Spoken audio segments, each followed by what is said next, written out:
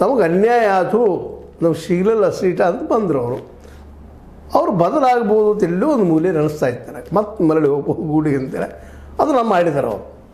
ಆದರೆ ಇವ್ರ ಬಗ್ಗೆ ನನಗೆ ಕುತೂಹಲ ಇತ್ತು, ಹೋಗ್ಬೋದಾ ಮರಳಿ ಅಂತೇಳಿ. ಅವರು ಇವತ್ತಿನವರೆಗೂ ಹೋಗಿಲ್ಲ ಕಾಂಗ್ರೆಸ್ ಬಿಟ್ಟು. ಇದು ಅವರ ಬದ್ಧತೆಯನ್ನು ತೋರಿಸುವಂಥದ್ದು. ಇನ್ನು ತಪ್ಪು ಒಪ್ಪುಗಳ ಬಗ್ಗೆ ಚರ್ಚೆ ಬೇಕಾಗಿಲ್ಲ, ಯಾಕಂದರೆ ತಪ್ಪು ಎಲ್ಲರೂ ಆಗುವ. ಜಗದೀಶ್ ಶೆಟ್ಟರ್ದು ಆಗಿರ್ಬೋದು, ನಂದು ಆಗಿರ್ಬೋದು, ಮೋದಿಯವ್ರದ್ದು ಆಗಿರ್ಬೋದು, ಇನ್ನೊಬ್ರದ್ದು ಆಗಿರ್ಬೋದು, ಯಾರ್ದು ಆಗಿರ್ಬೋದು. ತಪ್ಪಿಲ್ಲದಂಥ ಮನುಷ್ಯ ಇಲ್ಲಿ ಭೂಮಿ ಮೇಲೆ ಯಾರೂ ಇಲ್ಲ, ಅಥವಾ ಪ್ರಾಣಿನೂ ಇಲ್ಲ. ತಪ್ಪಿನಿಂದಲೇ ಎಲ್ಲ ಏನೇನೋ ಆಗ್ತಿರ್ತಾವೆ. ಆದರೆ ಅದೊಂದು ಪಾಠ. ಅದೆಲ್ಲ ಇರಲಿ. ಈಗ BDCC ಈ ಒಂದು ಏನು ಕಾಂಪಿಟೇಷನ್ ಅದ, ಆದರೆ ಈ ಸಲ ಒಂದು ಬಹಳ ಅದ್ಭುತವಾದಂಥ ಕಾಂಪಿಟೇಷನ್ ಆಗ್ತಾಯಿದೆ. ಯಾರೋ ತಮ್ಮ ಮಂದಿನ ಹೇಳ್ಕೊಂತಂದು ಯೋಗ್ಯದನಪ್ಪ ತಗೊಳ್ರಿ ಅನ್ನುವಂಥದ್ದು ಇಲ್ಲ.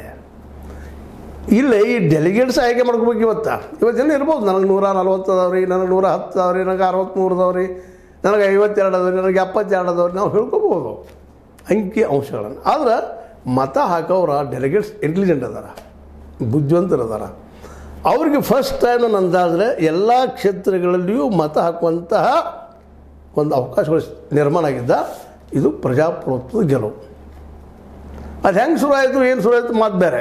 ಆದರೆ ಇವತ್ತು ಪ್ರತಿಯೊಂದು 15 ತಾಲೂಕುಗಳ 18 ಶಾಸಕರು, MLCಗಳು ಎಲ್ಲರೂ ಇವತ್ತು DCC ಬ್ಯಾಂಕ್ ಬಗ್ಗೆ ಯಾವುದೇ ಕಾರಣಕ್ಕೆ ಪ್ರೀತಿ ಬರಲಿಲ್ಲ.